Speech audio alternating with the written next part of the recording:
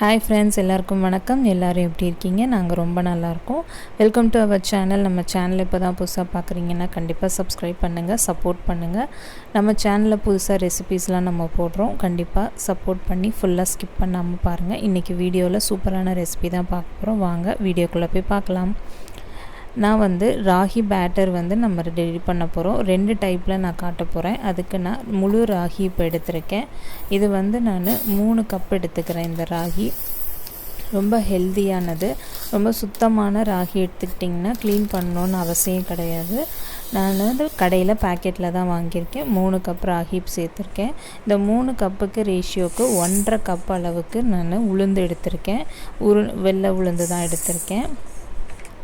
இதோட கொஞ்சம் வெந்தயம் ஆட் பண்ணிக்கோங்க. இது கூட ஆட் பண்ணுறதுக்கு நான் வெள்ளை அவல் 2 ஸ்பூன் அளவுக்கு எடுத்து வச்சுருக்கேன்.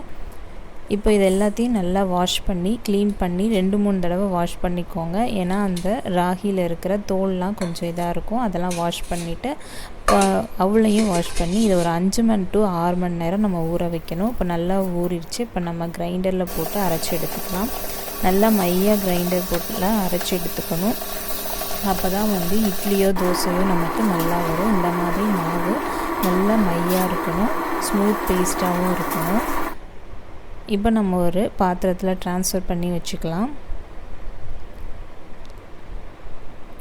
இப்போ நான் ட்ரான்ஸ்ஃபர் பண்ணிவிட்டு நல்லா கலக்கி விட்டுக்கோங்க. கொஞ்சம் தண்ணி வேணுனாலும் கழுவி நம்ம ஆட் பண்ணிக்கலாம். இது 8 மணி நேரம் நம்ம ஃப்ரெக்மெண்டேஷன் பண்ணணும். ஓவர் நைட் வச்சுட்டு இப்போ மாவு நான் எடுத்து காட்டுறேன் பாருங்கள். இந்த மாதிரி இருக்கணும். அப்போ தான் இட்லி தோசை ஊற்றும் போது நல்லாயிருக்கும். இப்போ நான் மாவை ஒரு தனி பாத்திரத்தில் கொஞ்சமாக எடுத்துக்கிறேன். நான் இப்போ இட்லி ஊற்ற போகிறேன்.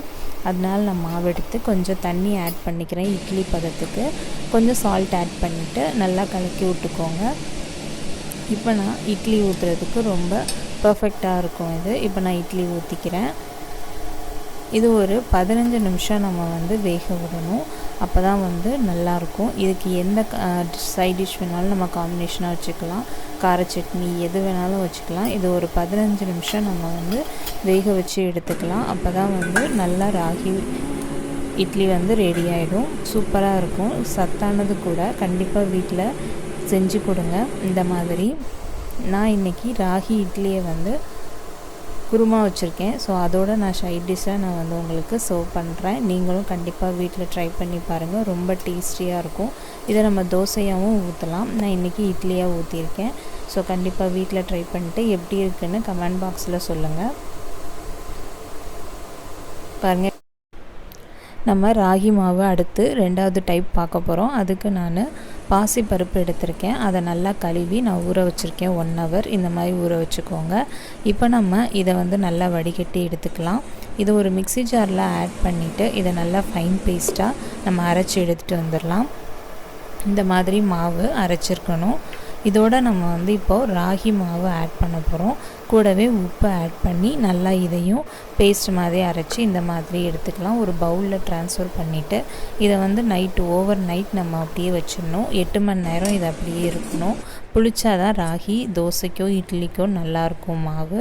ஸோ இது நல்லா இப்படி ஃப்ரெக்மெண்டேஷன் ஆகிடுச்சு. புளிச்சு மாவு இந்த மாதிரி இருக்கும். நான் இப்போ தாளிப்பு கொடுக்க போகிறேன் தோசை ஊற்றுறதுக்கு. இதில் கொஞ்சம் எண்ணெய் ஊற்றி கடுகுளுந்தம் பருப்பு, கடலைப்பருப்பு, கொஞ்சம் சீரகம், கொஞ்சம் கருவேப்பிலை, கொஞ்சோண்டு வெங்காயம் போட்டு காஞ்ச மிளகாய் எல்லாம் போட்டு தாளித்து இந்த மாவில் கொட்டிக்கலாம். சூப்பராக தோசை சூப்பராக இருக்கும். வாசமாக நல்லாயிருக்கும் ராகி தோசை. நீங்களும் வீட்டில் கண்டிப்பாக ட்ரை பண்ணுங்கள். இப்போ நான் தோசை ஊற்றி காட்டுறேன் உங்களுக்கு. இந்த மாதிரி தோசை ஊற்றி கொடுக்கும்போது ஹெல்த்தியாக இருக்கும். குழந்தைங்க விரும்பி சாப்பிடுவாங்க. பெரியவங்களுக்கும் ரொம்ப நல்லது. அட்லீஸ்ட் வாரத்தில் 2 தடவையாவது நம்ம இந்த மாதிரி யூஸ் பண்ணிக்கிட்டோம்னா ரொம்ப நல்லது. ஸோ வீடியோ இதோட முடியுது. சப்ஸ்கிரைப் பண்ணுங்கள், லைக் பண்ணுங்கள், ஷேர் பண்ணுங்கள், கமெண்ட் பண்ணுங்கள். Bye friends. நெக்ஸ்ட் வீடியோவில்